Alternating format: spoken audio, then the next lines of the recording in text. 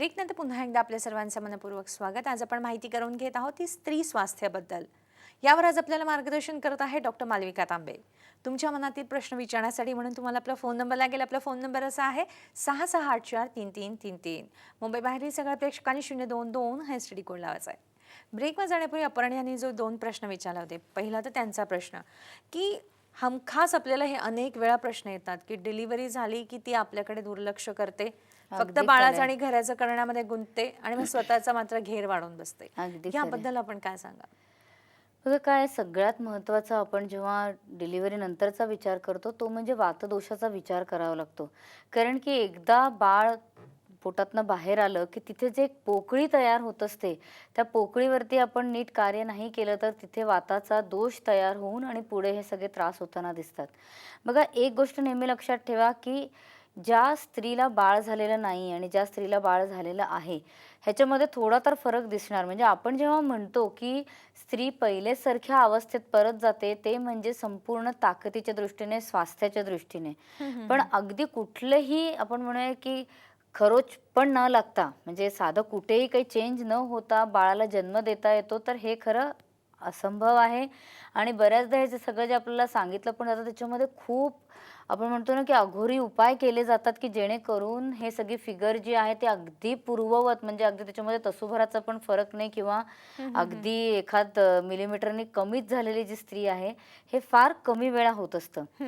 आता त्यामुळे स्त्रीने खरं स्वतःच्या स्वास्थ्याबद्दल जास्त जागरूक राहायला पाहिजे. आपण जर का हॉर्मोनल बॅलन्स शरीरामध्ये असला तर नंतर वजन जे आहे ते खरं वर्षभरात ऑटोमॅटिकली कमी होताना आपल्याला दिसतंच. आता बघा बाळंतपण झाल्यानंतर सगळ्यात महत्त्वाचं असतं ते म्हणजे बाळंतीण स्त्रीने शेकडी घेणं. म्हणजे काय अंगाला अभ्यंग सेसमी सारखं एखादं जे वात कमी करणारं तेल असेल ते अगदी नित्यनियमाने लावणं हे अत्यंत गरजेचं असतं. आता हे तुम्ही जर का तेव्हा केलेलं नसलं तर निदान आता तुम्ही रेग्युलरली करायला सुरू केलं तर तेव्हा साधारण आपण म्हणूया की 1-5-6 महिन्यात वजन कमी व्हायला मदत झाली असती. तर ते आता कदाचित तुम्हाला 1-1.5 वर्ष त्याच्यावरती मेहनत घ्यावी लागेल. तर रोज अगदी न चुकता तुम्ही अभ्यंग सेसमी तेलाचा हात अंगाला लावावाच. त्याच्यानंतर सुद्धा अभ्यंग जे आपलं मसाज पावडर येते संतुलनची ती सुद्धा तुम्ही आयदर तेलामध्ये मिसळूनच संपूर्ण अंगाला तुम्ही त्याच्याने उद्वर्तन करू शकता किंवा पाण्यामध्ये सुद्धा मिसळून तुम्ही संपूर्ण अंगाला लावले तर त्याचा सुद्धा तुम्हाला चांगला उपयोग होताना दिसेल. संतुलन फेमिसॅन तेलाचा पिचू जो आहे तो सुद्धा रोज ठेवणं अत्यंत आवश्यक आहे. कारण की तिथे झालेला जो वाताचा बदल आहे तो कमी करण्याच्या दृष्टीने तिथे हॉर्मोनल इम्बॅलन्स जो आहे तो कमी करण्याच्या दृष्टीने आपल्याला संतुलन फेमिसॅन तेलाच्या पिचूचा खूप प्रमाणात उपयोग होत असतो. त्यामुळे तोही तुम्ही नियमाने वापरावा. पाळी किती व्यवस्थित येते आहे त्याच्यामध्ये ब्लिडिंग किती होतं आहे ह्याचा सुद्धा आपल्याला विचार करावा लागतो. की पाळीमधलं ब्लिडिंग जसं कमी जास्त होतं तसं हा वाताचा दोष सुद्धा आपल्याला कमी जास्त त्रास देताना दिसतो. तर त्याच्याने सुद्धा वजन आपल्याला वाढताना दिसू शकतं. त्यामुळे त्याचीही तुम्ही मला वाटतं की काळजी घेणं अत्यंत गरजेचं आहे. त्याच्याकरता जर का संतुलन फेमिनाईन बॅलन्स हे असं तुम्ही नित्यनियमाने घेऊ शकला तर त्याचाही उपयोग होईल. आणि या सगळं करून सुद्धा जर का तुम्हाला 5-6 महिन्यामध्ये काहीही बदल दिसला नाही तर त्याच्याकरता मात्र मला असं वाटतं की मग आपल्याला व्यवस्थित संतुलन पंचकर्म उपचार जे आहे ते करवून घेणं अत्यंत आवश्यक आहे. पुढे पुढे बघा याच्याकरता आपण तुम्हाला पुढे सगळे व्यायाम पद्धती वगैरे सुद्धा सांगणार आहोत. पण कुठलाही उपचार जो आहे वजन कमी होण्याच्या दृष्टीने तो व्यायामाशिवाय पूर्ण होत नाही हे अगदी लक्षात ठेवावं. बरोबर आहे. कारण अघोरी उपाय जे करतात की म्हणजे डाएटिंग करणं म्हणजे एकदम क्रॅश डाएट करणं, हो हो म्हणजे ही जी पद्धत आहे तर ती आपण बाजूला ठेवून स्वास्थ्याच्या दृष्टीने जे योग्य असेल ते आपण ते केलंच करणं पाहिजे. अत्यंत आवश्यक त्यांनी आहे. जसं म्हटलं त्यांचा दुसरा प्रश्न होता त्यांच्या मुलाबद्दल की त्याचं वय म्हणजे 3 वर्षाचं आहे, त्याचं वजन नाही वाढत आहे किंवा त्याची उंची नाही वाढत आहे. ह्यामागे काय कारण असू शकेल? बघा ह्याच्यात सुद्धा आपल्याला हा विचार करणं आवश्यक आहे की एक तर घराची पद्धत कशी आहे म्हणजे घराण्यामध्ये हाईट किती आहे किंवा वजन कशा प्रकारचं आहे. पुढे जाऊन काहीतरी दोष झाल्यामुळे किंवा खाण्यापिण्याच्या चुकीच्या पद्धतीमुळे किंवा वागणुकीच्या चुकीच्या पद्धतीमुळे एकदम लोकांमध्ये आपल्याला वजन वाढलेलं दिसतं ते वेगळं. पण लहानपणापासूनची एकूण ठेवण जी आपण म्हणतो घराण्याची ती आपल्याला बघणं अत्यंत आवश्यक आहे. वजन जे आहे 10 किलो ते अगदी चुकीचं नाहीये पण अगदी फार चांगलं म्हणावं असं पण नाहीये. त्यामुळे मुलाची चण आपल्याला बघणं गरजेचं आहे. मुलाची प्रकृती बघणं गरजेचं आहे. कशा प्रकारचा काही त्याला आजार सुरुवातीच्या काळामध्ये काही झालेला का किंवा 9 महिन्यामध्ये खूप उलट्या वगैरे काही होत होत्या का? तर असं सगळं खरं आपल्याला इतिहास त्याच्यामध्ये बघणं अत्यंत गरजेचं असतं. पण मला असं वाटतं की तुम्ही सकाळ संध्याकाळ त्याला 1-1 कप दूध जे आहे ते रोज 2-2 चमचे चैतन्य कल्प टाकून हे नक्की द्यावं.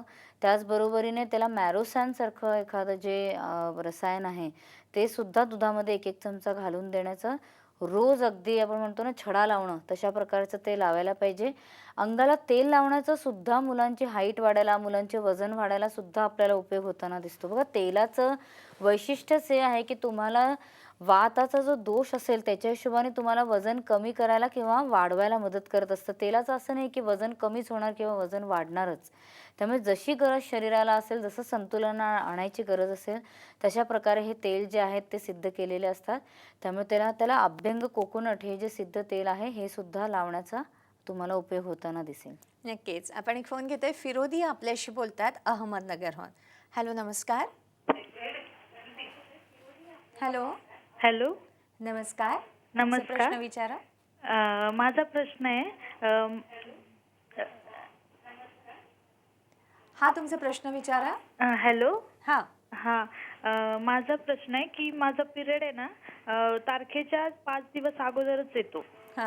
आणि स्टार्टिंगला फक्त पहिल्या दिवशी स्पॉट येतं फक्त आणि मग 4-5 दिवस काहीच नाही. नंतर 4-5 दिवसानंतर जास्त ब्लिडिंग चालू होतं.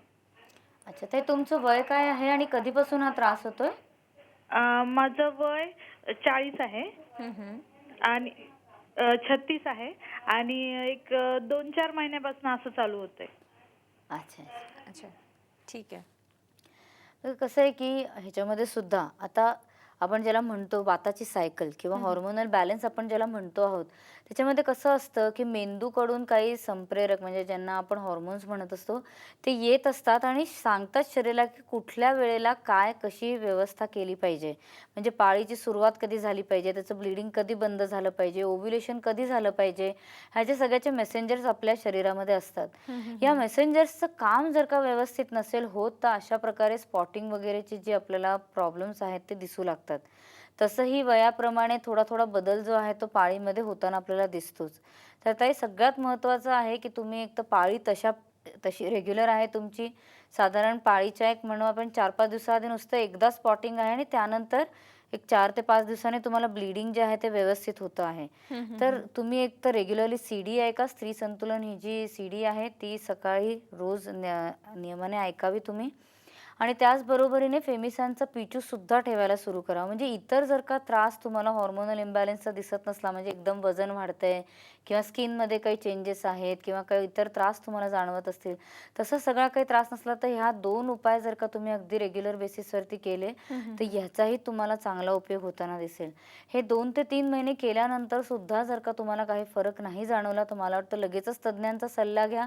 कारण की शरीर कुठलंही जेव्हा चाहूल देत असतं त्याच्यामध्ये कुठे ना कुठे दोष लपलेला असू शकतो.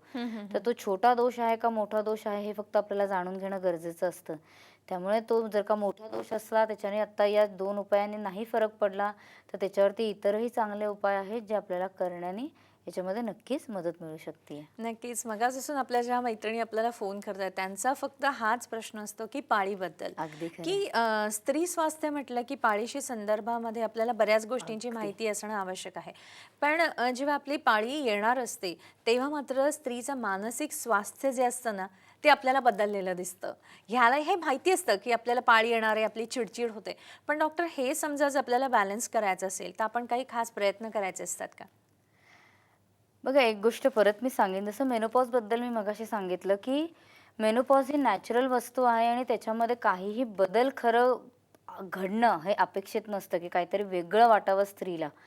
तसंच पाळी येताना सुद्धा जर का चिडचिड होत असली किंवा अनइझीनेस वाटत असलं तर याचा अर्थच आहे की शरीरामध्ये काहीतरी दोष निर्माण झालेला आहे. ओके. पाळी येत असताना चिडचिड होणं हे स्वाभाविक नाही, हे नॅचरल नाही आणि त्याचं एक म्हणूया ना आपण की ते एक साईनच आहे, एक सिम्पटम आहे की बाबा तुम्हाला काहीतरी दोष आहे. जसं आता स्पॉटिंग हा छोटासा दोष आहे तर हा आपण वेळेवरती कमी करू दुरुस्त केलं शकतो त्याच्यावरती कार्य केल्यास. तसंच जेव्हा पाळीच्या आधी सुरुवातीला थोडी चिडचिड आहे बघा म्हणजे अगदी घरातल्या लोकांना असं होणं की आता हिची पाळी येते इतपत कळणारी चिडचिड जी आहे त्याला आपण चिडचिड नाही म्हणू शकत. त्याला तर मात्र मग मेन्स्ट्रुअल सिंड्रोम असं सुद्धा नाव दिलेलं आहे, कारण की स्त्रियांना स्वतःलाच काही सुचेना असं होतं, म्हणजे इतकं तो हॉर्मोन्सचा त्रास शरीरामध्ये होत असतो की त्या स्वतः पण खूप त्रास भोगतात मानसिकरित्या आणि घरच्यांना सुद्धा देतात. तर तशा प्रकारे होण्यापर्यंत खरं वाटच बघता अर्थ नाही. पण थोड्या प्रमाणात जर का चिडचिड असेल तर मगाशी सांगितलं तशी ती सीडी नियमाने ऐकली तर त्याच्याने सुद्धा उपयोग आपल्याला होताना दिसतो. फेमिसॅनचं तेल वापरलं तर रात्रीची झोप व्यवस्थित लागते, शांतपणा राहतो, तर त्याच्याने सुद्धा ही चिडचिड कमी होताना आपल्याला नक्कीच दिसते. जमल्यास जर का तुम्हाला संतुलन योगनिद्रा ही जी सीडी आहे ही जर का रोज रात्री ऐकता आली तर त्याचाही हा चिडचिड कमी होण्यामध्ये आपल्याला मदत मिळत असते. बघा, पण याचा काही स्विच नाहीये की ऑन अँड ऑफ, की आता हे तुम्ही केलं तर हे बंद झालं आणि नाही केलं तर हे चालू राहणार. हे जसं सांगितलं असतं की हा एक साईन आहे, त्यामुळे हे कमी होण्यापर्यंत आपल्याला उपाय जे आहेत ते करणं अत्यंत आवश्यक आहे. बरोबर. या महिन्यात केले तर काही त्रास नाही आणि पुढच्या महिन्यात नाही केलं तर त्रास आहे असं नव्हे. सगळा हा त्रास हळूहळू कमी होण्यापर्यंत आपल्याला उपाय जे आहेत ते करत राहणं अत्यंत आणि आवश्यक ते आहे. उपाय सुद्धा आपण सातत्याने करणं हे अतिशय अगदी आवश्यक आहे, गरजेचं आहे. कारण नियमाने काही आपण गोष्टी केल्या तर नक्कीच त्याचा आपल्याला फायदा होऊ शकतो. याबद्दल अधिक माहिती करून घेऊया, पण आता मात्र घेतो एक छोटासा ब्रेक.